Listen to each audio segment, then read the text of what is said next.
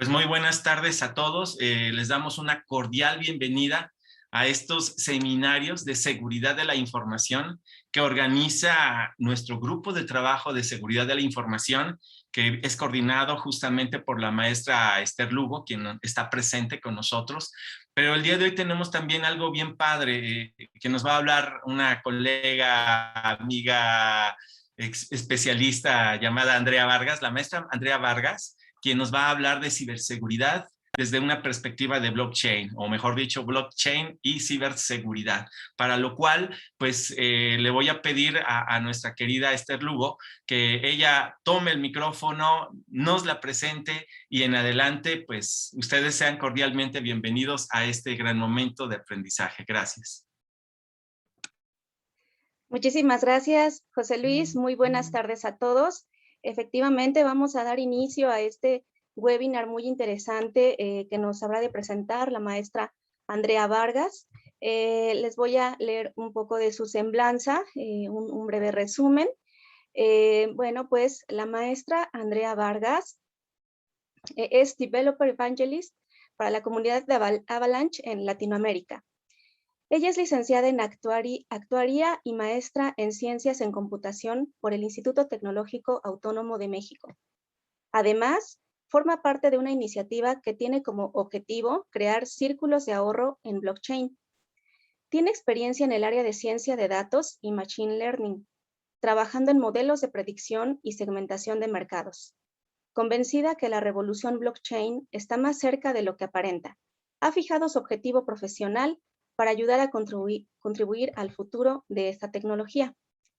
Pues muchísimas gracias, Andrea, y pues sin más te cedo la palabra para que nos presentes tu plática. Muchísimas gracias. No, hombre, muchísimas gracias por la invitación. Estoy muy contenta de estar aquí con ustedes. Y pues la verdad es que este tema es súper interesante. Yo entré en blockchain hace ya más de 3 años y fue algo que me atrapó. Entonces, vengo aquí para compartirles esto, efectivamente desde un punto de ciberseguridad. Al final es lo que nos trae aquí. Y pues espero que si alguien tiene una duda durante toda la plática, la pueda dejar en los comentarios, en la sección de preguntas, y que de verdad se animen a preguntar, porque es un tema bastante interesante y que está agarrando muchísima fuerza, entonces hay que saber qué es lo que está pasando. Entonces, les voy a compartir mi pantalla y vamos a comenzar con este tema. Entonces, primero que nada, quiero empezar a dejarles una motivación de por qué este tema es tan importante y por qué blockchain hay que empezarlo a revisar, ¿no? Y básicamente es porque en el mundo, cuando vamos a tomar una decisión, necesitamos sustentarla muchas veces en datos y necesitamos que esa información en la que estamos basándonos sea confiable y que de alguna manera incluso esté certificada, ¿no? Esta información, pues necesitamos poder confiar en ella. ¿Qué es lo que hacemos actualmente o por qué tomamos estas decisiones? Digamos, ¿quién nos ayuda a tomar estas decisiones y confiar en la información? Y normalmente lo que se hace es recurrir a terceros, que son centralizadores de información, que te certifican esta información. Ahorita vamos a ver un caso, en el caso específico del dinero, vamos a ver que esto se amplía muchísimo a cualquier caso de uso, pero vamos a dejarlo de esta manera de entrada, ¿no? El caso es que necesitamos a estos intermediarios, o necesitábamos a estos intermediarios, para poder recaer nuestra confianza en ellos y poder utilizar esa información. Si no, simplemente tenemos información que quién sabe si es verdadera, quién sabe si no, y tenemos un montón de datos, en realidad no sabemos qué decisiones tomar. ¿Cuál es el problema de estos intermediarios? Que tienen costos de intermediación y además hay conflicto de intereses en el que pudiera caer si además tú todo lo recaes en una sola entidad. Voy a poner el caso simple de y por qué se está volviendo tan popular todo el blockchain, es el tema de las criptomonedas. El tema de las criptomonedas lo que es dinero virtual. Sin embargo, el dinero virtual ya existía antes de las criptomonedas y todos los hemos usado, son las famosas transferencias bancarias. Sin embargo, esas transferencias bancarias no es más que ceros y unos en una computadora. ¿Y qué pasa con un archivo? Pues que lo podemos simplemente copiar. Y así como las fotografías, podemos crear múltiples copias. Entonces, ¿qué pasa y qué hacemos nosotros para evitar ese problema y decir, bueno, sabes que yo en este momento ya te pasé el archivo y deja de estar en mi posesión? A ese problema se le conoce como el problema del doble gasto. Y es justamente lo que viene a resolver en sus inicios Bitcoin, ¿no? Y para ponerlo en términos cómo lo hacemos de manera centralizada, pues es un banco el que lleva este registro de, bueno, tú ya dejaste este archivo o este dinero por tanto monto y se lo pasaste a esta otra persona. Entonces lleva un registro que pues debe llevar de manera controlada, debe llevarlo de manera limpia y con procesos de tal forma de que nosotros podamos decir, ok, confío en que tus registros son correctos y en que mi saldo es el que dices que es y en que las transferencias que yo he hecho son las que dices que he hecho.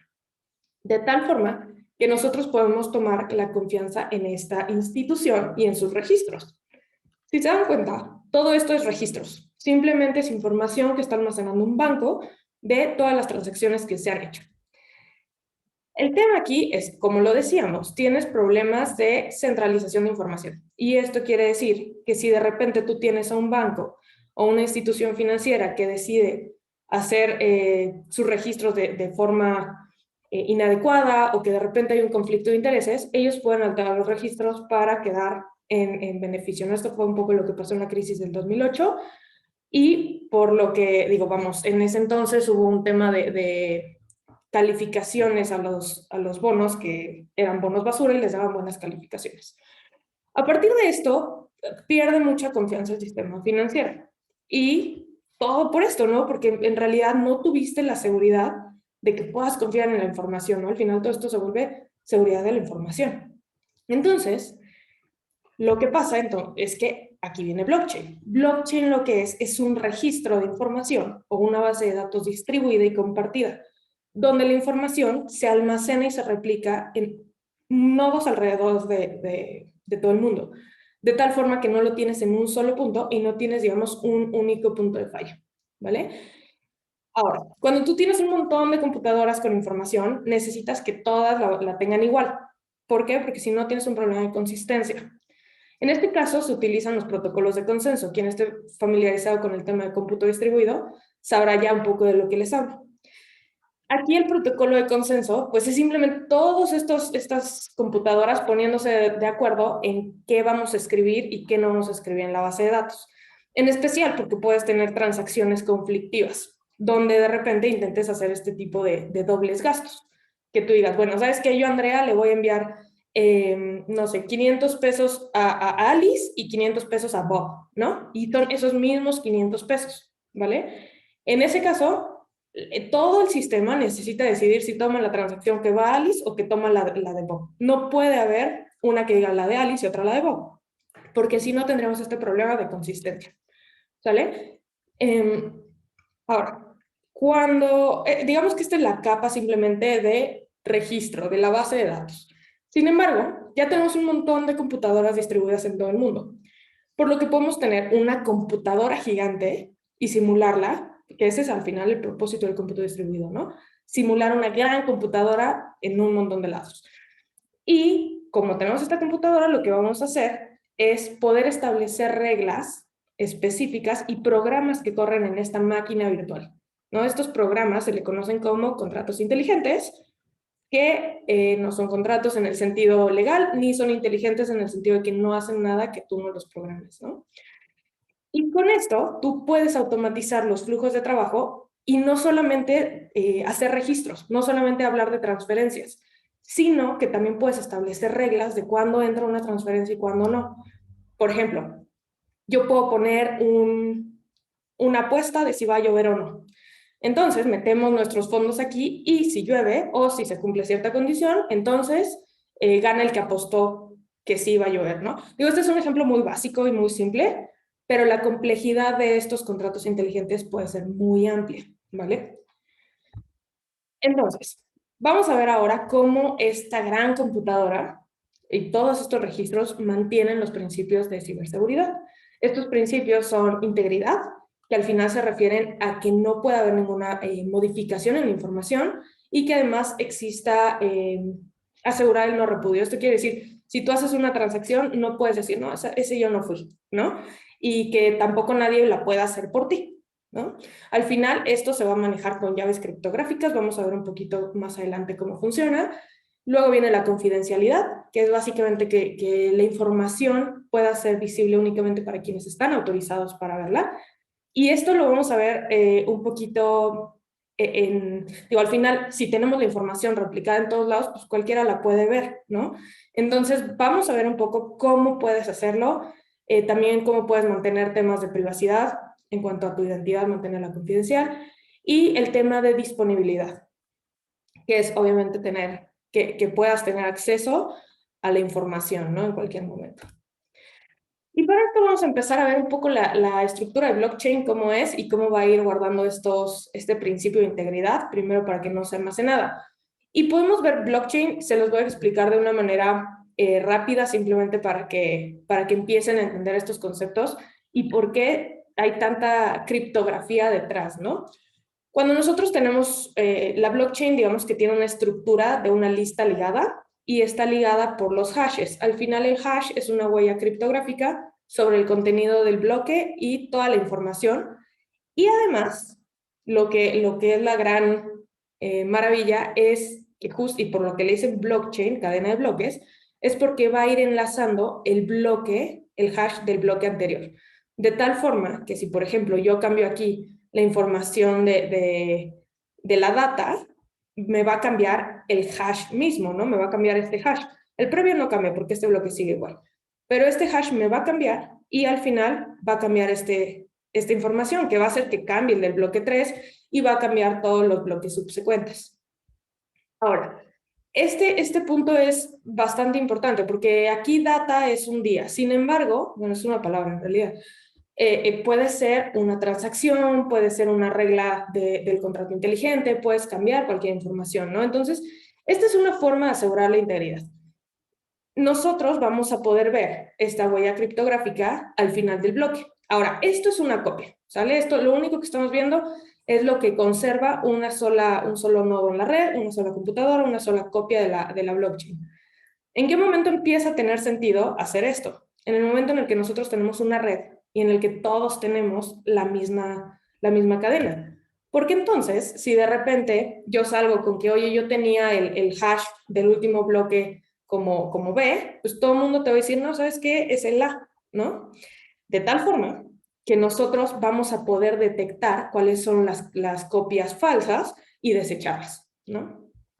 Ahora, todo esto, como les decía, se hace a través del consenso. Necesitas acordar qué pasa si la mayoría son B, pues la verdadera es la B, ¿no? Es el que tomó la opción de tomar la transacción de Bob y no de Alice, ¿no? Entonces, tenemos estos dos caminos y al final te inclinas por el que se inclina la mayoría. Este consenso trae muchas implicaciones, no me voy a meter en muchos detalles, pero al final va a ser lo que también determina el desempeño de una red, ¿vale? Y pues obviamente la gente que está poniendo sus computadoras, está poniendo sus recursos, sus discos, todo, pues no lo hace de gratis, ¿no? Y aquí viene un tema súper interesante, que también muchos dicen, bueno, es que blockchain no es solo una base de datos, trae muchas cosas detrás, y esas cosas detrás también es una alineación de incentivos. Si tú simplemente le dices a la gente, oye, guarda esta información, pues tú puedes llegar a hacer colusiones y decir, bueno, ¿sabes qué? Vamos a modificarla para que primero se la den a Bob y luego, y que lo hagas a tu favor. Cosa que en realidad no es lo ideal, ¿no? Entonces, si tú tienes un sistema de alineación de incentivos, vas a hacer que ellos se comporten bien. Estos son los famosos mineros, digamos, mineros o validadores, dependiendo del mecanismo que estén utilizando, pero es súper importante para mantener precisamente esta integridad de la información. Lo que haces es que pones tus recursos y te recompensan con tokens del protocolo. Un token es una criptomoneda, por decirlo de alguna manera. En Bitcoin, ya saben, los mineros minan Bitcoin, en Ethereum minan Ether, en Avalanche minan AVAX, bueno, no minan, validan y les dan recompensa en AVAX, ¿no? Entonces, al final, esta alineación es súper importante. ¿Y qué otra cosa? Si nosotros tenemos alineados los incentivos y tienes cientos de participantes vigilando el comportamiento, vas a tener mucha más claridad. No es lo mismo que tú tengas la información en un lugar centralizado donde les digo, puede llegar alguien y le suelta una lana ahí al del banco y le dice, oye, haz aquí esta modificación, nos conviene, no sé qué. O a cualquier institución que está almacenando información Entonces, evitas ese único punto de falla, ¿vale? Cuando tienes a muchos, te olvidas de ese punto único de falla y tienes a muchísimos más participando. Ahora, esta participación es libre y abierta, ¿no? Cualquiera puede participar, cualquiera puede bajarse su programita que va a estar comunicándose con la red, almacenando informaciones en su disco y que esté ahí funcionando, recibiendo recompensas y el tema es que nadie te dice si puedes entrar o no. Cualquiera que tenga internet lo puede hacer. Y no solo eso, puedes tú también enviar transacciones a toda la red, puedes enviar fondos, incluso monetarios, tan sencillo como un correo electrónico, y esto pues a través de internet, ¿no? Entonces, bueno, la idea aquí es justamente dejarlo tan abierto en el sentido de participación que no puedas tener este que les mencionaba de un único punto de falla. Ok, ahora, tú tienes muchos participantes, también necesitas protegerte de alguna manera para tu sobrerepresentación en la red. ¿Por qué? Porque si yo pongo, voy a regresar un poco, si todos estos, los que tienen la A, están controlados por una sola entidad, pues entonces, vamos, tienen la misma representación real que el B, ¿no? Entonces, es muy fácil en Internet crear identidades. Tú puedes decir que eres 30 personas en lugar de una. Entonces, necesitas un mecanismo para no sobrerepresentarte en la red. Este mecanismo de evitar la sobrerepresentación es, bueno, se le conoce como una protección de ataque civil. Ataque civil viene de civil, que era una mujer con trastorno de personalidad múltiple, entonces por eso el nombre, ¿no? Y hay muchas formas de hacerlo. Uno, que es el proof of work, es decir, bueno, tú vas a representar tanto como poder computacional puedas poner, ¿sale? Y entonces tienes una carrera criptográfica por resolver un acertijo que al final el que gane va a ser el que se va a llevar ese incentivo económico. ¿Qué pasa si te comportas mal? Y aquí viene la alineación de incentivos. Pues perdiste tu energía y no recibiste la recompensa. Entonces se alinea. Ok. En Proof of Stake lo que haces es que en lugar de decir vas a representar tanta energía o tanto poder computacional, lo que estás representando, perdón, es una garantía. Tú pones una garantía o pones un monto de tokens bloqueados. Estos tokens bloqueados empiezan a participar en una especie de... Hay varias formas. Uno es por medio de una lotería, otro puede ir por muestreos aleatorios a la red, que es como funciona Avalanche, y una convergencia estadística, y que al final tú digas, ok, tú vas a valer, tu voto, digamos, tu voto va a representar tanto como fondos tengas en garantía. O puedes simplemente decir, bueno, ¿sabes qué? Yo no quiero algo tan abierto, yo sí quiero restringirlo, y simplemente le voy a dar un voto en esta red a cada uno de los participantes. Pero voy a certificar a los participantes, no cualquiera va a poder entrar, ¿vale? Al final, esta va a ser una red, pues, permisionada, ¿no? Necesitas permiso para entrar, pero tu entrada va a valer un voto. Estas son soluciones que se hacen más en la parte de industria o algunos casos de uso que no quieres información tan abierta, ¿no? Ahorita lo vamos a ver también. Y ahora viene otro de los temas que es precisamente el no repudio, ¿no? Lo mencionamos en el tema de integridad, ¿no? Este no repudio se hace a través de llaves criptográficas. ¿Cómo yo sé que una transacción la hizo Alice y solamente Alice? Bueno, porque se utiliza cifrado asimétrico.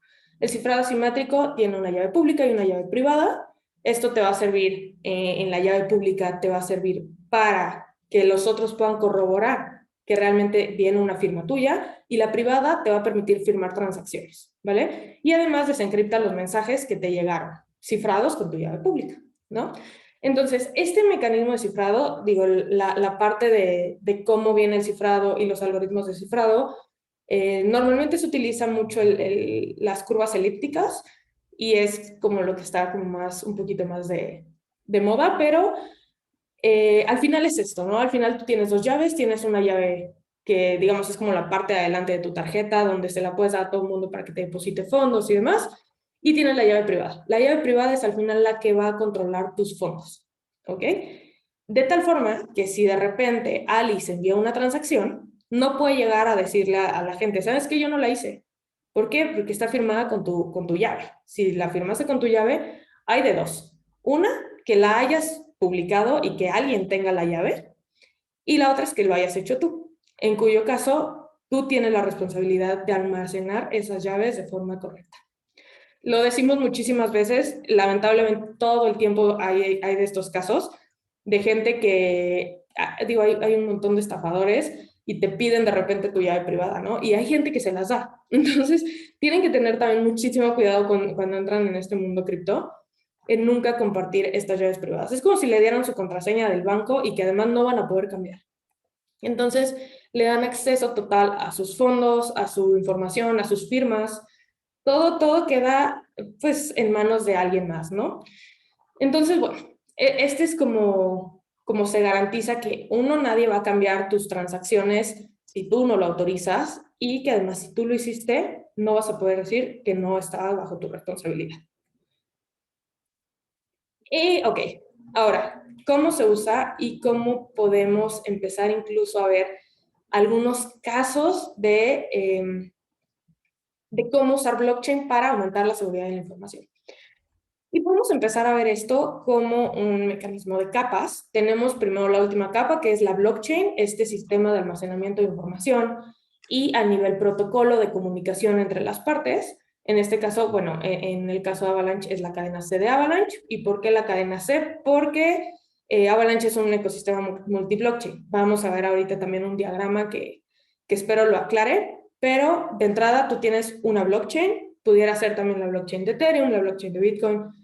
Hay muchísimas blockchains, muchísimas blockchains. Y estas blockchains, como les digo, tienen un token asociado que hace que se alineen estos incentivos.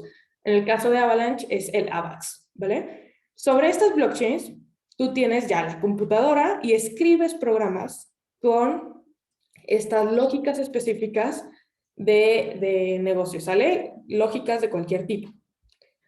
Y además puedes tú crear tokens. Estos tokens, además del AVAX, hay un montón en el ecosistema, sirven para distintas cosas e incluso pudieran llegar a servir para incentivar de nuevo alguna aplicación, ¿no? Entonces, bueno, algunos de los casos que se ven en estas apps o en estos contratos inteligentes y que es muy interesante a nivel adopción, es, por ejemplo, este caso de uso. Había muchos problemas para mantener la trazabilidad absoluta de los procesos legislativos. Cuando se hacía una nueva iniciativa de ley, pues pasa por un montón de manos, pasa por un montón de aprobaciones, de repente desaparecen páginas, de repente alguien ya te cambió algo y no había un control. ¿Qué es lo que hizo el Congreso de Quintana Roo? Empezó a subir esta documentación a blockchain. De tal forma que los participantes para modificar esta información tienen accesos controlados, ¿vale? Solo estas firmas pueden hacer modificaciones. Y además todo es súper transparente. Como les digo, la información que tienes aquí la tienes distribuida en un montón de lugares. Y no puede haber este caso de que a ella le borré aquí y vámonos, ¿no? Aquí no pasó nada. ¿Por qué? Porque todo queda marcado. ¿Por qué? Porque si haces una modificación pasa lo que veíamos de la integridad que se ve alterada, porque modificas el hash y entonces modificas los bloques subsecuentes, ¿vale? Entonces, siempre va a quedar una marca de lo que se hace. Entonces, bueno, este es un caso de uso. Y la verdad es que, digo, estamos en realidad muy contentos de que esto haya ocurrido en Avalanche. Y no solo eso, también que haya ocurrido en México, ¿no? El Congreso de Quintana Roo y en realidad el Estado de Quintana Roo ha estado poniendo mucho este espíritu de innovar en sus procesos que al final se ven retribuidos a la población, ¿no? El hecho de que tú puedas simplemente escanear un código QR y ver toda la iniciativa de ley, que puedas tener transparencia absoluta y no simplemente que te vendan esta idea de transparencia, sino que realmente lo puedas corroborar, ¿no? Y no solo eso, también hay un programa piloto que se está llevando a cabo en Cancún Riviera Maya sobre certificación de pruebas COVID. Esto es un esfuerzo que se realizó también a nivel laboratorios. Se les dieron firmas criptográficas para poder interactuar con esta certificación de pruebas COVID a todos los laboratorios. Entonces, ¿qué pasa? Había un mercado negro muy fuerte de pruebas COVID falsas. Se necesitaban para viajar. Y además, Cancún y toda esta zona es zona turística muy fuerte, ¿no? Entonces, tenías a muchísimos turistas que necesitaban viajar y de repente se les hacía muy fácil, pues photoshopeo la prueba, voy a comprarlas al mercado negro, y había un problema muy, muy fuerte de control de esta información. ¿Qué pasa? Se sube a blockchain y viene firmada precisamente con las llaves que están autorizadas en el contrato, que se le dio al laboratorio A, al laboratorio B, C, y en fin, ¿no? Tienes un montón de laboratorios en esta red y cada uno con su llave. Ahora, hay muchas preguntas a veces respecto a, ok, pero ¿qué pasa si el laboratorio está haciendo firmas, o sea, está metiendo información falsa? O sea, si están metiendo pruebas falsas, pues al final tienes información falsa. Y eso es cierto. Al final, la certificación de información no va a combatir la corrupción, simplemente la va a hacer evidente. Si tú empiezas a detectar que el laboratorio A está emitiendo pruebas falsas y descubres eso, entonces tienes la parte de no repudio y sabes qué decisiones tomar ahí. Si ves que esto es algo que es recurrente, pues entonces tienes un problema de corrupción a nivel laboratorio, ¿no? Entonces la identificación de los problemas, de dónde estás corrompiendo la información, dónde estás metiendo información falsa, también se da a partir de esto. ¿Qué pasa si de repente tú tienes la información y te llega alguien con una prueba y te dice, ok, aquí está mi prueba? Lo escaneo y veo que realmente está certificada por el laboratorio que estaba diciendo que era, ¿no? Muchas veces llegaban estas pruebas de Photoshop donde dice, bueno, me la hice en no sé qué laboratorio, pues en realidad venía firmada por, más bien no venía firmada por ese laboratorio. Entonces, pues bueno, hay temas ahí de no confianza, ¿no? Más bien, perdón, de alterar la información que ahora está certificada, ¿no? Y bueno, ahora, como decíamos, hay muchísima información en todos lados. Entonces, ¿cómo puedo yo mantener mi información? Digo, mi privacidad como individuo. Y hay muchos mecanismos que te ayudan a mantener tu privacidad en las redes públicas. Tienes esta información por todos lados. Sin embargo, bueno, primero que nada, cuando tú entras a este mundo cripto, no, yo no me llamo Andrea, sino que me llamo 0x, no sé qué. Nunca a nadie le das tu nombre. Sin embargo, si en algún momento llegas a revelar tu información vinculada con tu llave pública, tienes toda la trazabilidad de todas tus transacciones. Ahora, ¿cómo puedes aumentar la privacidad aquí? Pues bueno, si ya revelaste tu información, digo, tu identidad, hay algunos protocolos a nivel DApp, a nivel aplicación descentralizada, que lo que van a hacer es mezclar los tokens. Y les voy a poner un ejemplo que es de Sherpa Cash, inspirado en Tornado Cash. Lo que hacen, digo, esto es una aplicación, entras en tu navegador, te conectas con tu wallet, que tu wallet son básicamente el manejo de tus llaves, y lo que haces es metes tus AVAX o tus tokens a este mezclador. Este mezclador, de repente, en lugar de que te dé tu token, te va a dar el de alguien más, ¿sale? De tal forma que tú en otra cuenta, o sea, ya esta no es Alice, sino que es Alice 2, o sea, con otra cuenta que creó, y le llegan sus tokens, de tal forma que ya no está expuesta a su privacidad, ¿vale? Entonces, digo, estos son algunos mecanismos que la gente utiliza para mantener la privacidad. Muchas veces se llega a malinterpretar la privacidad con secretismo y hay un tema ahí bastante fuerte en el sentido de, pues, dicen mucho el que nada debe, nada teme, ¿no? Entonces, y muchas veces eso es un enfoque que yo considero incorrecto, porque yo en ese momento les preguntaría si ustedes mostrarían sus estados bancarios a cualquier persona, ¿no? Los pondrían públicos, sabiendo que son de ustedes. Entonces, mucho de las ideas detrás de esto es que la privacidad muchas veces no es por algo que quieras ocultar, sino por algo que quieres proteger. Entonces, estos son algunos de los mecanismos que existen para ganar un poco de privacidad en unas redes públicas, ¿vale?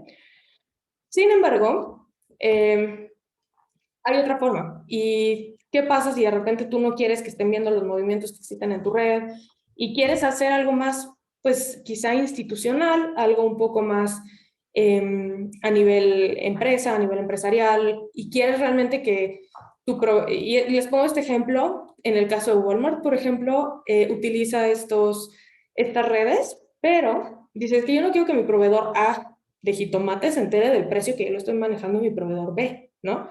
Entonces necesitas también mantener algunas cosas con permisos. y permisos de que no lo puedan ver, ¿no? De lectura.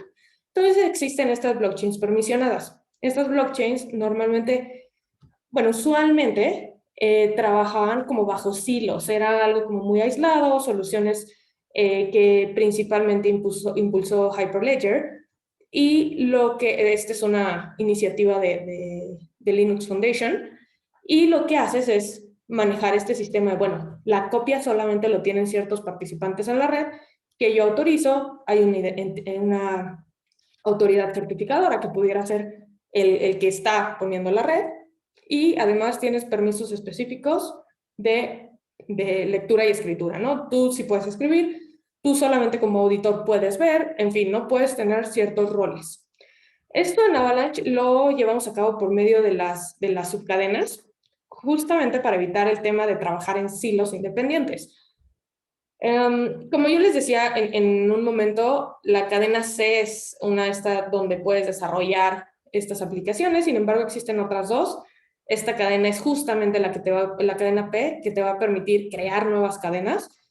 Y esto es algo que, digo, a mí en lo particular me gusta bastante de Avalanche, que te va a permitir tener estas cadenas públicas o permisionadas en un ecosistema interoperable. ¿Por qué? Porque muchas veces cuando tú tienes esta información guardada únicamente, aislada, digamos, del mundo, te pierdes de muchas oportunidades o de muchas, pues, interoperabilidad y comunicación entre redes, ¿no? Entonces, el hecho de que tú puedas trabajar en un ecosistema de comunicación entre redes, pues también ayuda a tener esta solución. Y no solo eso, las cadenas, digamos, la cadena C, X y P, que son las que conforman la cadena primaria de Avalanche, y otras cadenas como Ethereum, tienen sus nodos distribuidos en toda la red. Entonces, ¿qué pasa? Hay soluciones que no pueden ser viables por temas de regulación. Muchas veces tú necesitas cumplir cierta regulación. Por ejemplo, no puedes tener bases de datos fuera de gobierno fuera de México, ¿no? Por decir algo. Entonces, ¿qué pasa? Tú, o alguna especificación que te diga, sabes que yo necesito que tú me digas exactamente quiénes son tus validadores, quiénes tienen esta información. Y entonces tú puedes crear una cadena que esté bajo la regulación de México, ¿no? O de algún cierto caso de uso, o simplemente que sean los que yo quiero. Y entonces podemos crear incluso la Anuyes Chain, ¿no? Alguna cadena que venga de solamente ustedes, donde comparten la información y que no quieren que nadie más vea. O pudieran desarrollar una aplicación sobre una cadena ya existente. Entonces, de tal forma que nosotros podemos mantener precisamente la parte de confidencialidad en redes permisionadas. Y listo, pues como les decía, esto no se hace gratis. En realidad, todas estas validaciones necesitan a alguien que esté poniendo sus recursos, y hay beneficios por validar, ¿no? Para participar en uno de estos esquemas de validación se requiere, hay dos opciones. Puedes poner tu propio nodo que esté todo el tiempo conectado en la red, todo el tiempo comunicándose, almacenando esta copia de la blockchain y aumentando la descentralización. Como vieron, el tema de descentralización es vital para mantener la seguridad. ¿Por qué? Porque evitas este único punto de falla, porque al final, entre más distribuido, pues más ojos vigilando hay, ¿no? Entonces, aumentar la descentralización es vital. Las personas pueden poner su propio nodo, como les dije, no hay nadie que te diga, no, tú no puedes, ¿no? Sino que todos podemos hacerlo. Y lo que sí es en estos momentos un poquito restrictivo es el monto que necesitas para participar. Aquí se utiliza Proof of Stake, lo que les decía, que dejas una garantía que va a representar tu poder de votación en la red. Y lo que vas a obtener es, sobre lo que estás dejando, el 10% de tu stake. Para poner nodo propio se requieren 2,000 AVAX. Ahorita el AVAX está alrededor de $46. Entonces, sí es un poco caro. Sin embargo, para quienes no pueden hacer eso y aún así quieren participar, pueden decir, bueno, ¿sabes qué? Yo no tengo la capacidad ahorita de poner 2,000 AVAX. Lo que voy a hacer va a ser delegárselos a alguien que sí puede. Yo le voy a decir, mira, este nodo, yo confío en él, le voy a dar mis votos a él, ¿no? Entonces, tú se lo delegas. Ahorita en la red hay alrededor de 1,000 y cacho nodos validando la información, y estos 2.000 AVAX posteriormente pueden reducirse debido a la gobernanza, porque además también existe este token que dice, bueno, ¿sabes qué? Es que ya todo está de esta forma, vamos a empezar o queremos hacer algún cambio, ¿con base en qué lo vamos a hacer? Votación. ¿Y cómo vamos a votar? Por lo mismo, por el stake. ¿Sale? Entonces vamos a poder decidir sobre el futuro de una tecnología a lo largo del tiempo con estas votaciones, ¿no? Entonces, una vez que se agregue esta cosa que se conoce como gobernanza, van a poderse modificar estos parámetros de staking. Y bueno, más o menos les digo, ganas el 10% de recompensa sobre el stake y el que delega, pues le estás dando tus votos, va y utilizando al final su infraestructura, te va a cobrar una pequeña comisión, ¿no? Esta pequeña comisión es más o menos del 2% sobre tus recompensas y ya, ¿no? Al final el delegar también te va a pagar, tú pagas esa comisión y tienes las recompensas también. Este es nada más uno de los ejemplos que existen de cómo se alinean estos incentivos. Hay muchas otras blockchains que también tienen otros mecanismos de incentivarlo. Sin embargo, en realidad no hay como riesgo de que pierdas tus fondos. Normalmente te dicen, bueno, si te portaste mal, te penalizo aquí con tu staking, ¿no? Pero esto viene ya del lado de consenso de cómo funciona y aquí no hay ningún tema de eso que le conocen como slashing. Y pues listo.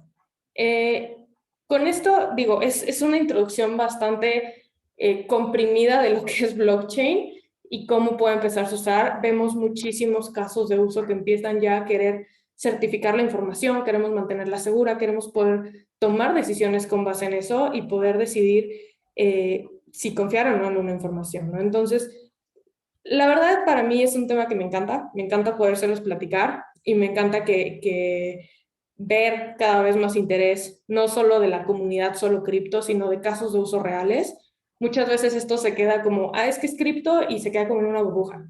Pero el hecho de empezar a ver, por ejemplo, los casos que les platiqué de gobierno, ver casos de uso ya mucho más aterrizados del día a día, de querer decir, bueno, ¿sabes qué? Es que yo necesito tener esta seguridad y certificar información. A mí me parece súper importante. Está habiendo también un boom muy fuerte en tema de certificar obras de arte, en tema de certificar documentos en general, de certificar música, vamos, cualquier tema de propiedad pudiera certificarse. Cualquier tema de trazabilidad, cualquier tema de, por ejemplo, en cadena de suministro también es súper sonado, es súper importante saber a veces de dónde viene la procedencia de algún objeto, algún alimento, en fin, un montón de cosas que además van a dar un impacto al consumidor final, ¿vale? Entonces, es algo que yo considero que apenas está iniciando de alguna manera. Entonces, pues en realidad creo que hay todavía mucho por explotar en casos de uso y a nivel tecnológico. Entonces, si alguien quiere saber un poquito más de esto, les dejo mis datos de contacto, les dejo también aquí este QR que pueden escanear para irse al grupo de Telegram. Normalmente todas las conversaciones de blockchain sean o en Twitter o en Telegram, entonces los invito totalmente, si todavía no tienen Telegram, descargarlo, abrirse su cuenta de Twitter y empezar a participar de estas conversaciones, no perderse todas estas noticias y pues cualquier duda que tengan, damos pláticas no solo de ciberseguridad, de un montón de cosas. Entonces, digo, cualquier duda aquí estamos, ¿sale? Y muchísimas gracias. Creo que pasamos ahora a la parte de preguntas.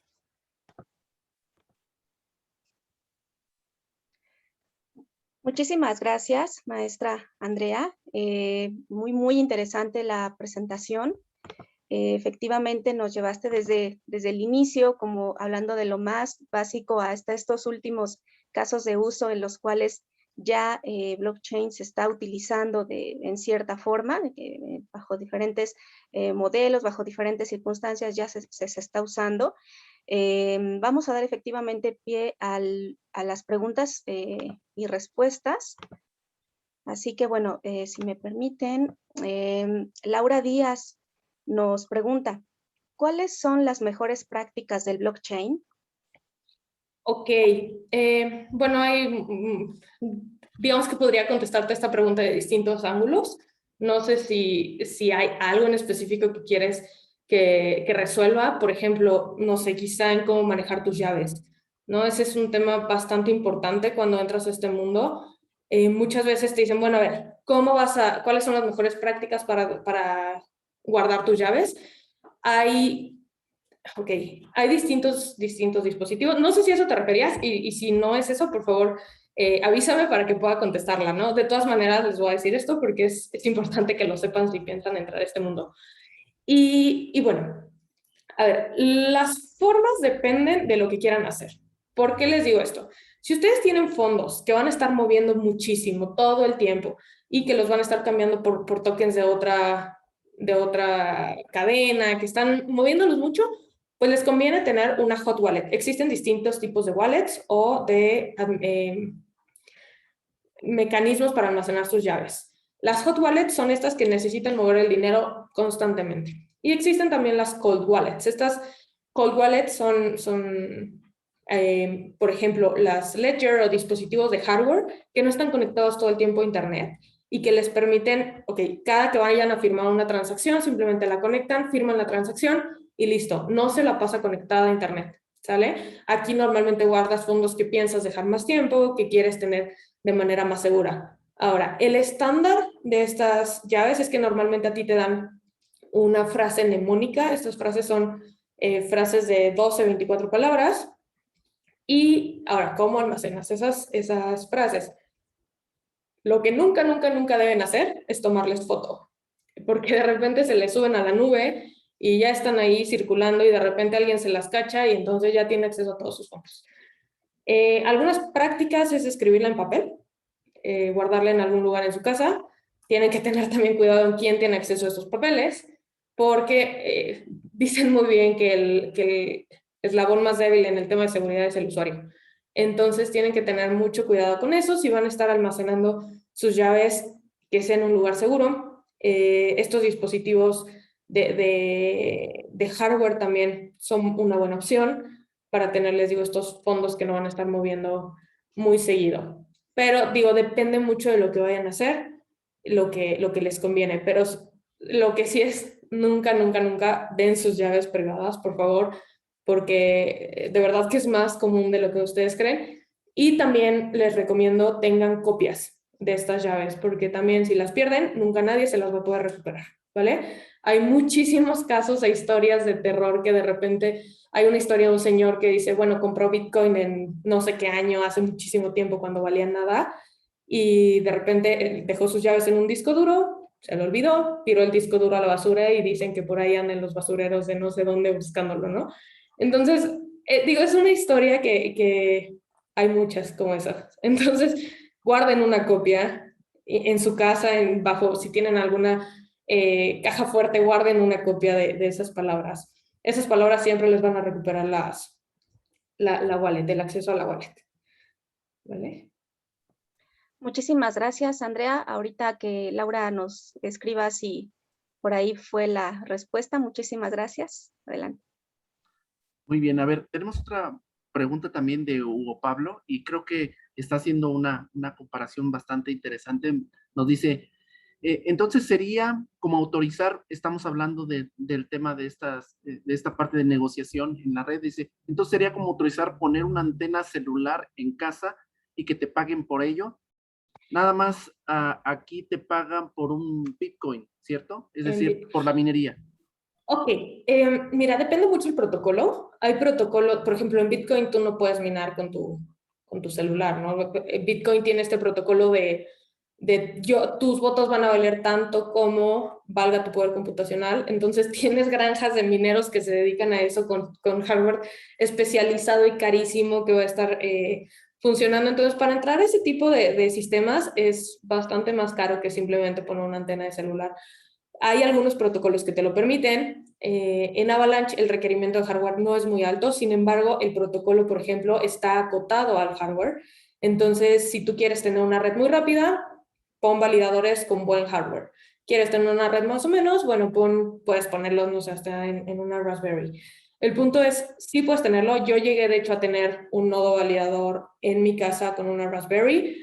Eventualmente lo subí de categoría porque, vamos, al final no puedes atrasar la red con tu hardware pues digamos que no tiene tanto poder. En este protocolo en especial está acotado a al hardware de los nodos.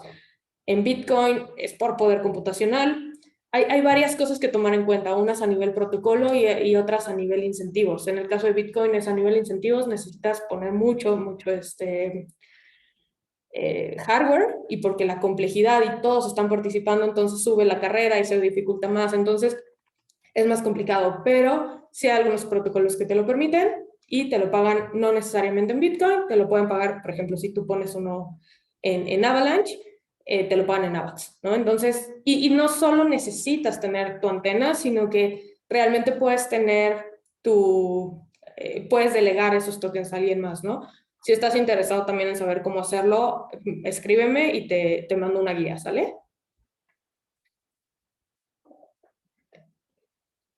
Aquí creo que hay otra Muchísimas pregunta. gracias. Efectivamente, Laura, de la anterior pregunta dice que bien con la respuesta. Muchas gracias, Laura, por comentar. Y ella misma nos hace otra pregunta. Nos pregunta Laura, ¿cuáles son los controles más efectivos para reducir la vulnerabilidad de claves privadas? Ok, creo que sí iba por ahí el tema, ¿no? ¿Qué puedes hacer con tus llaves para mantenerlas seguras? Pues lo que les decía, existen estos dispositivos Hot Wallet, Cold Wallet, papelitos, pero cuídenlos mucho, ¿vale? Sí, creo que esa quedó más o menos contestada. ¿Hay un puerto por default para comunicar los datos? El puerto por default dependen también los protocolos. Si mal no recuerdo, por ejemplo, en Avalanche tienes, depende mucho del protocolo, pero en una puedes tener es que no recuerdo en este momento qué puerto es, creo que te la voy a deber, pero en la documentación viene, si te metes a docs.avax.network, ves en qué puerto se está comunicando en particular el protocolo de Avalanche. Ves que existe, bueno, activas el SSH si te quieres comunicar en tu nodo remotamente, y te puedes también poner a nivel protocolo, ¿no? Tú primero necesitas tener dos puertos abiertos. Uno, para comunicarte con la red, o sea, tú necesitas que tu nodo esté entrando en consenso y necesitas que se comunique entre ellos, ¿no? Y otro, para que te comuniques tú con él para poder hacer consultas a la red. Entonces, normalmente tienes dos puertos abiertos. La verdad es que no los recuerdo de memoria, pero entra a docs.avax.network y ahí incluso en la configuración que haces, te dice qué puertos debes dejar abiertos. Excelente, muchísimas gracias. Laura nos pregunta, ¿otros congresos de la República Mexicana han seguido las iniciativas de Quintana Roo? Pues la realidad es que sí hemos recibido pláticas con otros gobiernos que se han interesado. A partir del tema de Quintana Roo empezó a haber mucho interés. En realidad, eso en temas de certificación de información. Sin embargo, en temas de adopción cripto, vemos incluso, por ejemplo, El Salvador, que ya tomó Bitcoin como moneda de uso legal. Entonces, en tema de adopción está avanzando muchísimo. A partir del anuncio que dio Quintana Roo, hemos recibido incluso interés no solamente por gobiernos mexicanos, sino también intereses a nivel gobiernos de otros países. Entonces, la verdad ha sido bastante interesante y algo bastante motivador en el sentido de que sabes que aplausos para México. La verdad es que ver estas ganas de innovar y que se vea reflejado en la población es bastante bueno, y que además sabes que el tema de confianza en gobierno tiene muchas áreas de oportunidad, y el tener estas herramientas dentro del gobierno permiten también dar mucha más confianza, mucha más transparencia, y también facilitar el proceso de pues llevar a cabo todos estos procesos que de alguna manera costaban trabajo, costaban dinero, y tenías como todos estos problemas también de confianza, ¿no? Entonces, sí ha habido interés. Mil gracias, mil gracias. Seguimos con las preguntas. Hugo nos comenta, y voy a, enseguida hace otra pregunta también Hugo, entonces las voy a juntar. Dice, por lo que veo es equivalente a usar un certificado. ¿Ya hay opción para usar HTTPS basado en blockchain y no en una institución? Y su siguiente pregunta dice, en mi caso estoy en la UAM, ¿podemos generar una UAM blockchain? Ok, sí. Sí, sí es como un certificado, no sé si te refieres certificado justo de HTTPS, pero todo lo que vas escribiendo en blockchain, o sea, si de alguna manera tú dejas estampado algún... existe una cosa que es un dominio en blockchain, pero funciona más bien con las direcciones. O sea, si tú tienes una address de una llave pública, la puedes poner como a un dominio en .avax, por ejemplo, ¿no? O sea, puedo poner andrea.avax y ya ese es mi dominio, ¿no? Pero la parte y lo certificas, al final tú haces ese estampado y queda marcado en blockchain que pertenece a esta relación. No sé si a eso te refieres exactamente, pero si te refieres como al tipo de certificado de algún sitio, por ejemplo, ¿no? Que también existe también que tú puedas decir, ok, yo certifico que este es mi dominio, ¿no? O este es mi sitio en particular. No sé exactamente el nombre de algún servicio que haga eso tal cual, sé que existen, pero también me lo llevo de tarea. Y en el caso de generar una One Blockchain, sí puedes, totalmente. Ahora, hay varias cosas que considerar ahí. Una, ¿por qué querrías que la información viviera en una blockchain separada y no dentro de una blockchain ya pública? Y eso dependerá de la información que vas a poner. Si tú quieres poner información que quieres que se mantenga solamente para la UAM, entonces quizá te conviene algo sí cerrado, pero necesitas también determinar a tus validadores, ¿no? Esto lo pueden generar cualquier persona. De hecho, crear una blockchain en Avalanche es bastante barato. Lo que necesitas, y el único detalle, es que necesitas tener a tus validadores. Estos validadores deben ser un subconjunto de la red de validadores global que tenemos en Avalanche, ¿no?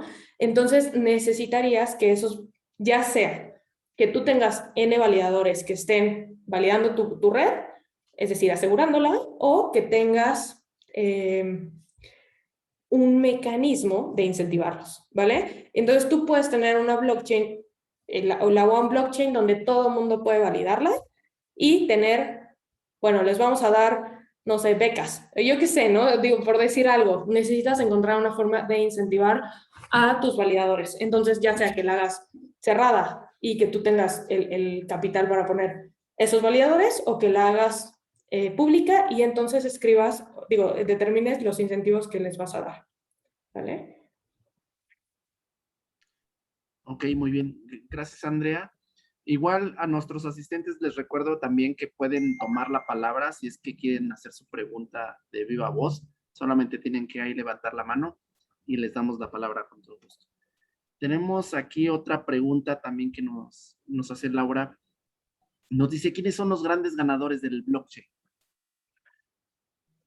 Pregunta amplia. Pues mira, hay muchas formas de ganar en blockchain. A mí me gusta siempre verlo, no a nivel especulativo. Blockchain se ha vuelto también una herramienta de mucha especulación y mucho, pues, jugar con el precio de volverse rico, ¿no? Pero en realidad, más allá del tema de mercado, el tema especulativo, a mí me gusta pensar que los grandes ganadores de blockchain son los primeros que la adoptan. ¿Por qué? Porque al final van a llevar una ventaja competitiva con todos sus competidores o con otras entidades, ¿no? Esto al final es una curva de aprendizaje. Blockchain no lleva tanto tiempo. Muchos dicen que es como el inicio de Internet, cuando en Internet tenían estas pláticas para explicar qué era Internet y qué era TCP/IP y qué eran todos estos protocolos de comunicación y qué es esto, que es lo mismo que está pasando ahora en blockchain, ¿no? Entonces, ¿quiénes son los grandes ganadores? Yo digo que los primeros que lo adoptan. ¿Quiénes también son los primeros ganadores? Y no solamente de los que lo adoptan a nivel sacar soluciones, sino los primeros que lo adoptan también como usuarios, ¿vale? A nivel usuario tú puedes tener muchas participaciones y algo que se busca también hacer en blockchain es la democratización de los servicios financieros. ¿Qué quiere decir esto? Normalmente actividades que estaban restringidas, por ejemplo, para temas de bancos, por ejemplo, el tema de préstamos, ¿no? Solamente lo podía hacer un banco con el dinero que tú ibas y depositabas. Ahora esa democratización está volviendo que cualquiera pueda prestar dinero y que tú no necesites confiar en nadie que va a estar ahí resguardando esos fondos, sino que lo hacen estos programas automatizados que se vuelven un prestador, ¿no? Entonces, en lugar de que tú le des el dinero al banco, se lo das a un contrato inteligente. Y entonces alguien llega y en lugar de que pida prestado al banco, pide dinero prestado al contrato inteligente, con ciertas características, ¿no? Pero al final es un tema de democratización. El volver también incluso quitar estos intermediarios y volverlo más justo para todos. Más allá del tema especulativo, yo creo que es generar valor a través de casos de uso de distinta naturaleza. Entonces, para mí esos son los grandes ganadores. Habrá quien tenga otras opiniones, pero a mí digamos que yo en lo que creo que vale la pena concentrarse es realmente en casos de uso que generen valor, ¿vale? Excelente, muchas gracias, Andrea. También nos tiene una pregunta Flavio, quien nos dice, ¿cuál es el roadmap para implementar blockchain, sobre todo en un tema de instituciones de educación superior? Ok, pues en realidad, eso más bien es la pregunta para Anuyes. ¿Qué tienen pensado hacer? Al final, digo, Avalanche, así como las blockchains son infraestructura, cualquiera puede desarrollar sobre ellas. Hay universidades que están pensando, bueno, ¿sabes qué? Yo quiero combatir toda la piratería de títulos falsos. ¿Sabes qué? Los voy a meter a blockchain, los voy a certificar con mis firmas, voy a empezar a tener toda esta información clara y certificada. Ese es un caso de uso. Entonces, la tecnología está. La pregunta yo creo que va para ustedes. ¿Qué piensan hacer con blockchain? ¿No? Ese es como creo que esa es la pregunta realmente. Habrá casos de uso y digo, entenderlo está bien, es el primer paso. Ya después empezar a tomar estas decisiones. Si necesitan alguna ayuda a ver, dinos cómo ves esto, tiene sentido o no, lo que sea. Si quieren evaluar algún caso de uso en particular, estoy disponible, de verdad que tienen mi contacto y yo contenta de poder ayudar a que más casos de uso se desarrollen, ¿no?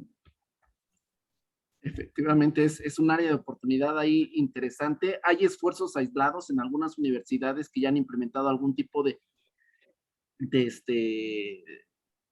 validación a través de blockchain, pero sí, globalizarlo es un reto interesante, ¿no? Pero bueno, sí, veremos la manera. Gracias, Flavio.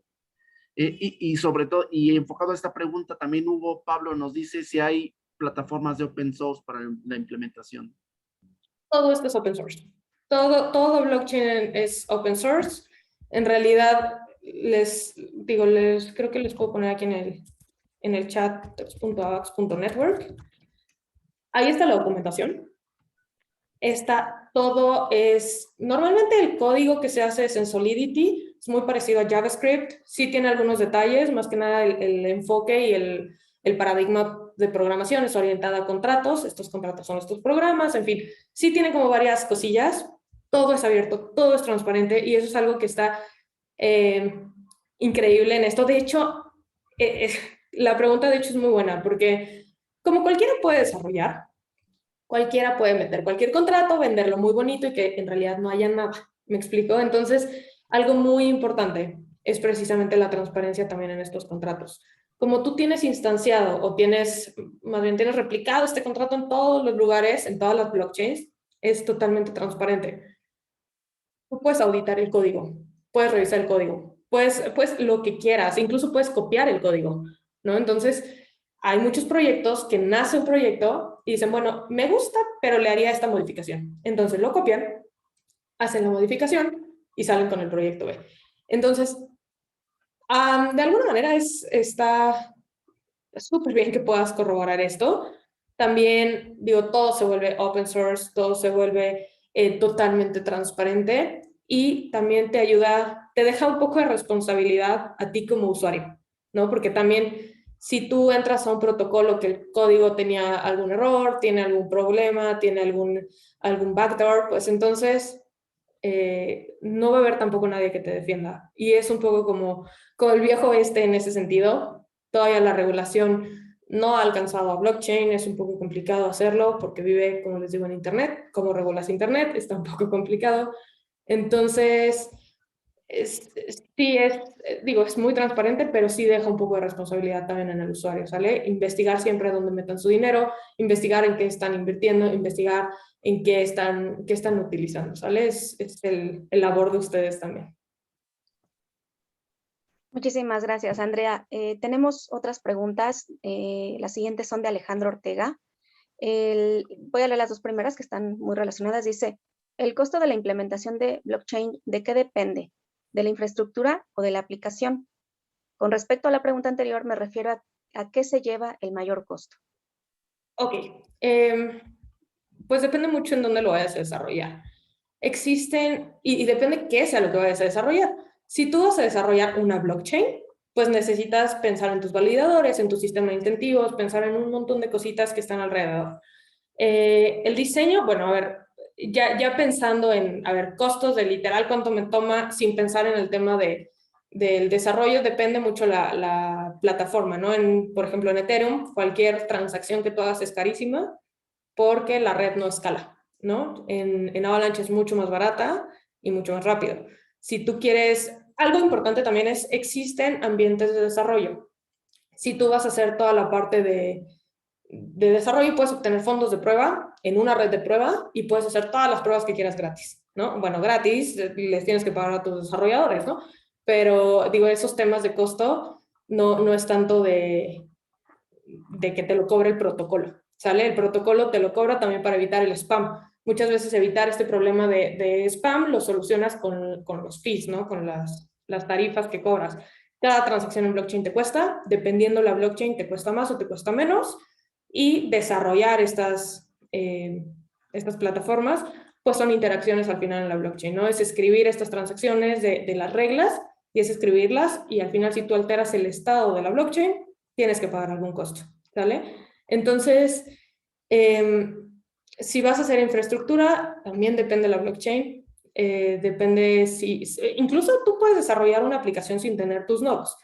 Hay nodos abiertos, hay APIs abiertas que tú puedes empezar a comunicarte y hacer esas instanciaciones. No necesitas que tu nodo esté validando tampoco para conectarte con la red.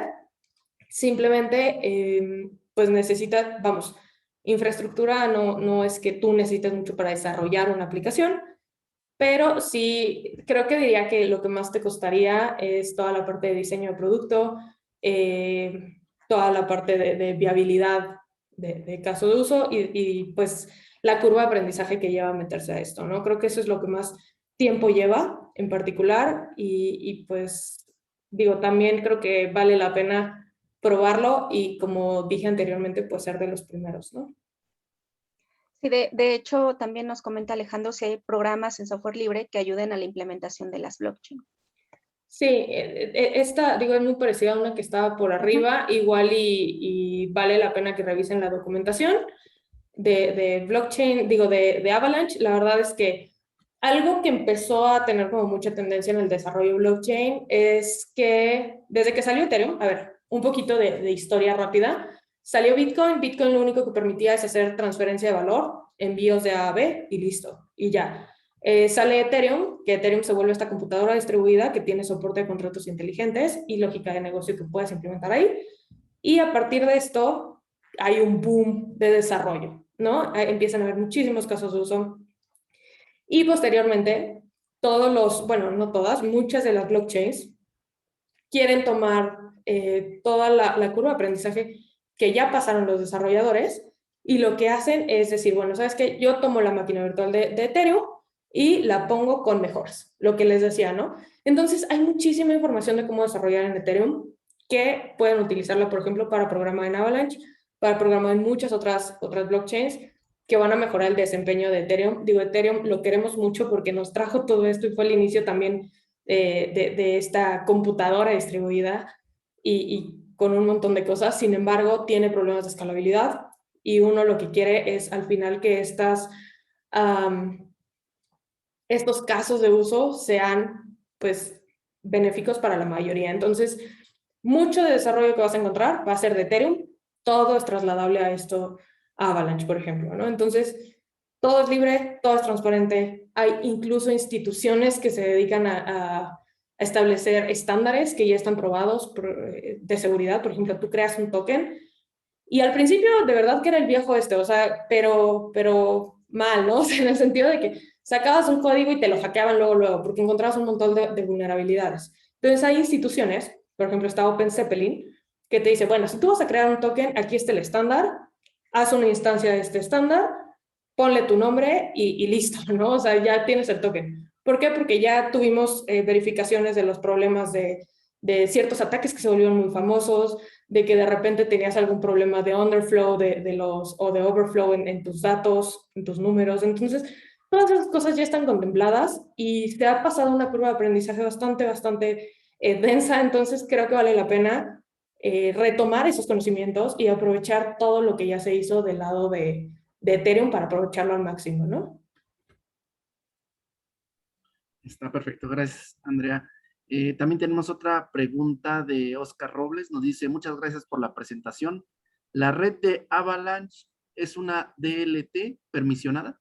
Ok, no, cualquiera puede participar, cualquiera puede poner su nodo. Una DLT es una tecnología de ledger distribuido, eso es lo que significa DLT. No, es totalmente abierta, tiene 3 cadenas, de hecho, digo de manera rápida, Avalanche es normalmente tienes un set de validadores y una cadena. En el caso de Ethereum tienes los validadores de Ethereum y la cadena de Ethereum, los validadores de Bitcoin y la cadena de Bitcoin. En Avalanche tú tienes los validadores y a partir de esto tú puedes tener varias cadenas. Estos validadores van a estar, cualquiera puede ser validador, nada más con los requisitos que les comenté. Para poner un validador propio necesitas 2000 AVAX, para delegar necesitas a partir de 25 AVAX.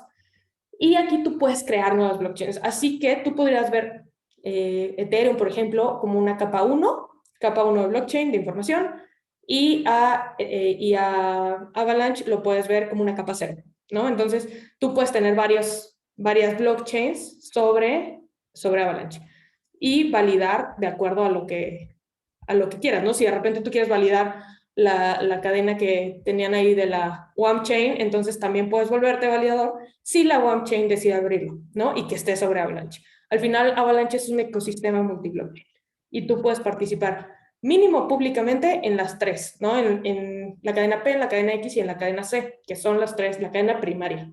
A partir de eso, las siguientes cadenas que se formen, necesitarías que fueran públicas para poder participar en ellas. Pero lo interesante es que tú puedes tener blockchains públicas y blockchains permisionadas conviviendo interoperablemente en todo el ecosistema, ¿vale? Igual, si quieres de repente poner un nodo, avísame y les paso un tutorial. Está excelente. Muchas gracias, Andrea. Tenemos una pregunta que nos quieren hacer aquí en vivo. Es de Guido. Entonces, Guido, ya tienes el micrófono para abrirlo. Adelante. Bueno, buenas tardes. Yo acabo de enviar también este comentario que voy a hacer como pregunta. Ya en parte, primero felicito a todos los integrantes y a la expositora, porque además de ser muy joven, pues, se ve que tiene dominio pleno de este tema, de este conocimiento. La primera parte de la pregunta era, ¿cuánto dinero tiene Avalanche para garantizar una inversión? Aunque en parte creo que ya nos respondió, siendo responsabilidad del usuario la formación de esta participación. Eso sería una parte. Después, escuché que habían dicho que debí de haber comprado criptomonedas. Un compañero me dijo que un Bitcoin estaba carísimo y entré a internet y en este momento aparece que vale 990,245 pesos. Entonces, la segunda parte de la pregunta es que si colocas $46, ¿qué se obtiene? ¿Y qué pasa si inviertes 5,000 pesos? ¿Y en cuánto tiempo se puede obtener una ganancia? ¿Y cómo se recupera? Y por último, les había enviado al principio de mi información que en la película de Money Master se presenta el caso de que se maneja el dinero, se manipula y pues lo puedes perder todo. Ojalá me pudieran comentar. Claro, Gracias. muchas gracias por tu comentario. La verdad es que, el tema de criptos sí se presta mucho para temas especulativos. En lo particular, a ver, tú cuando compras una criptomoneda, sí son mercados volátiles. Hay criptomonedas, y quiero aclararlo bien, hay criptomonedas que no son volátiles también, Existen, por ejemplo, criptodólares que han servido mucho para guardar valor en países como Venezuela, como Argentina, que tienen devaluaciones tremendas todo el tiempo, entonces te sirve para guardar valor sin la volatilidad que tiene, por ejemplo, el Bitcoin, el AVAX o las criptomonedas volátiles. Ahora, ¿en cuánto tiempo recuperar la inversión? La verdad es que es un tema de volatilidad, es un tema de mercado, es un tema de especulación, y aquí yo no me atrevería a darles una recomendación de inversión, porque primero no sería, creo que, ético de mi parte decirles inviertan o no inviertan. Al final son decisiones de inversión que ustedes deben tomar de acuerdo a sus perfiles de riesgo, a sus perfiles de inversión, y la verdad es que en ese sentido yo no, digo una disculpa, no doy recomendaciones de inversión. Algo que sí les puedo decir es que efectivamente, digo, el precio del Bitcoin es eso. Sin embargo, si ustedes quieren hacerlo, no tienen que comprar un Bitcoin, no tienen que comprar una AVAX, no tienen que comprar una unidad entera. Todas estas criptomonedas son fraccionables, y son fraccionables a veces hasta 12 dígitos, o en fin. O sea, ustedes pueden comprar una fracción de AVAX, pueden comprar una fracción de Bitcoin, no necesitan comprarlo todo, ¿vale? Entonces, digo, tampoco se asusten con el precio. Muchas veces eso llega a engañar a la gente que dice, ay, esta criptomoneda está baratísima, y no se dan cuenta que hay millones de ellas, entonces en realidad está súper diluido. Pero digo, al final esto es algo que está dictado por el mercado.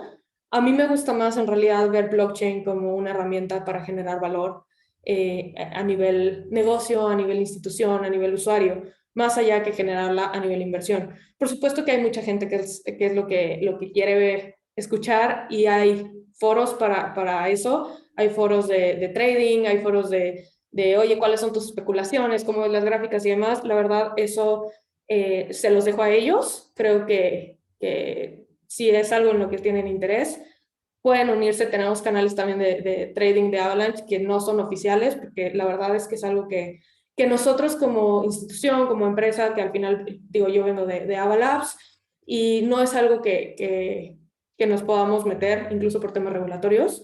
Entonces, hay buenas oportunidades, también hay pérdidas muy grandes. Tomen su decisión respecto a su propio perfil de riesgo, y no he visto la película, pero le voy a echar un ojo. Muchísimas gracias. Sí, muchas Excelente, gracias por la respuesta y por la atención. Gracias a ti. Muchas gracias, Guido. Y gracias, Andrea, por la respuesta. Pues ya estamos llegando prácticamente al término de la sesión. Si te parece, tomamos una última pregunta. Nos pregunta Hugo Pablo, ¿hay algún curso MOOC sobre este tema para implementarlo? Hay muchísimos cursos. Les digo que en especial hay muchísimo material. Si buscas cómo desarrollar en Ethereum, vas a encontrar un montón. Todas las herramientas de desarrollo de Ethereum son compatibles con Avalanche. Y yo en particular tomé uno que sí me pareció bueno en Udemy. Era desarrollo en Solidity, algo por el estilo. Me parece bueno. Solidity es lo principal que necesitas aprender si quieres empezar a desarrollar en blockchain. Si ya tienes alguna experiencia de desarrollo en JavaScript, te va a ser más fácil. Y si no, de todas maneras, no es un lenguaje complicadísimo. Simplemente sí es importante. Lo que yo les recomendaría, si están realmente interesados en meterse en esta tecnología, ya sea por precio, si no precio, lo que sea, es meterse a las comunidades. De verdad que participar en estas comunidades en Telegram, no saben lo que aprenden. Yo entré al mundo cripto sí ya tenía una experiencia en mi maestría, vi todo que era blockchain, lo vi desde el lado técnico y demás, pero no se compara todo lo que he aprendido de la gente. De verdad que hay mucha gente con experiencia que viene desde las creaciones de Bitcoin, que sabe cada una de las cosas. Entonces, meterse a aprender de la gente es increíblemente buena idea. Cursos especializados, si existen, yo tomé ese, debe haber otros buenos, pero cualquier información que busques sobre cómo desarrollar en Ethereum te va a servir. Y ya nada más, si quieres desarrollarlo ahí, adelante. Si quieres desarrollarlo en Avalanche, también avísame y te digo cómo conectarte a la red, ¿sale? Lo primero que necesitas, incluso hay algunos IDEs que los tienes en navegador y puedes simplemente empezar a codear y te conectas a tu wallet, lo haces todo. Incluso te dan fondos gratis de prueba para que puedas hacerlo, ¿no? Estos fondos son en la red de pruebas, no se emocionen, no te dan fondos reales, te los dan para que puedas empezar a hacer estos códigos, probarla y ya una vez que estés listo, que ya estés probado y todo, ahora sí, con fondos reales haces el deploy en la mainnet, ¿no? En la red principal. Excelente. No, pues otra vez nos has instruido muchísimo, Andrea. Quiero darte las gracias y quisiera ceder la palabra para el cierre de la sesión a la maestra Esther y a José Luis Ponce.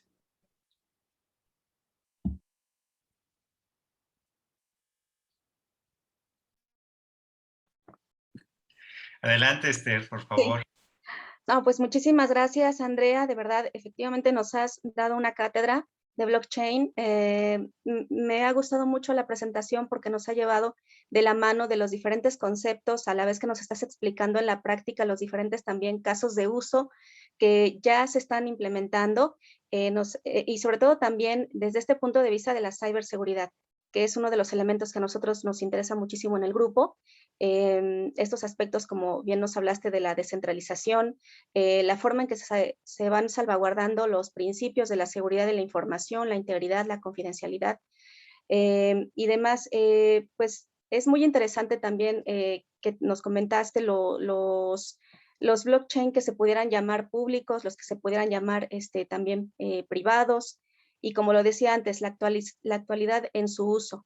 Ver que otros gobiernos lo están implementando, pues efectivamente puede animar a otros a explorar estas posibilidades, estas opciones, ver dónde les es útil el poder certificar tantos productos, documentos,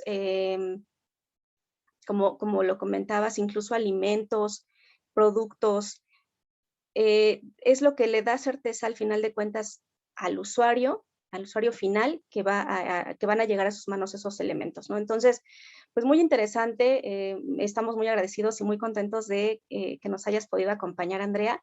Y bueno, pues, no sé, yo le cedo aquí la palabra también a José Luis, que también ya tiene rato de conocerte y que bueno, pues cada vez que nos haces una presentación, nos sigues sorprendiendo y nos sigues enseñando muchas cosas interesantes de estos temas.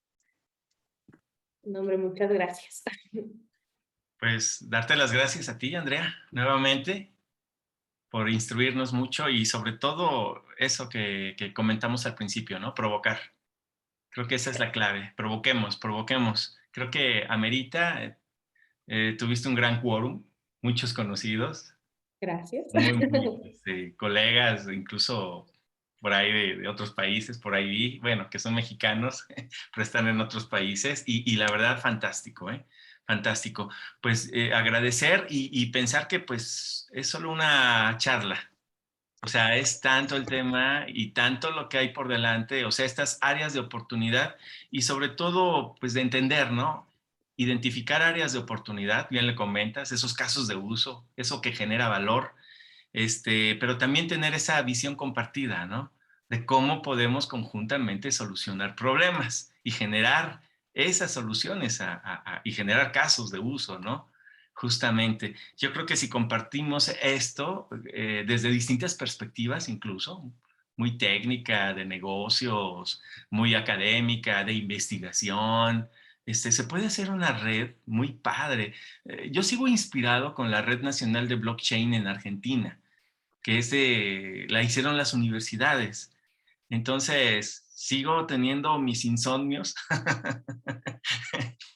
y mis pesadillas de que digo, ¿por qué no? ¿Y por qué no? Pero pensemos a futuro. Una vez ya he hecho este cuestionamiento contigo, y ¿por qué no, verdad? Tenemos el tiempo por delante y creo que muchas cosas padres por hacer en conjunto.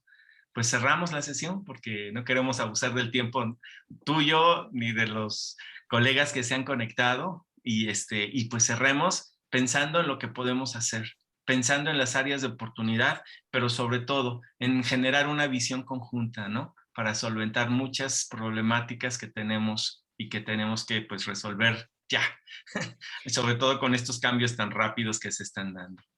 Nuevamente, agradecerte, agradecer a todos los que se han conectado, agradecer mucho a la maestra Esther Lugo, coordinadora del Grupo de Seguridad de la Información del Comité ANUYESTIC, agradecer a nuestros colegas Froilán allá en tras bambalinas, a Jonathan también tras bambalinas, y pues esperemos que no sea la última de muchas que deben venir por delante, Andrea.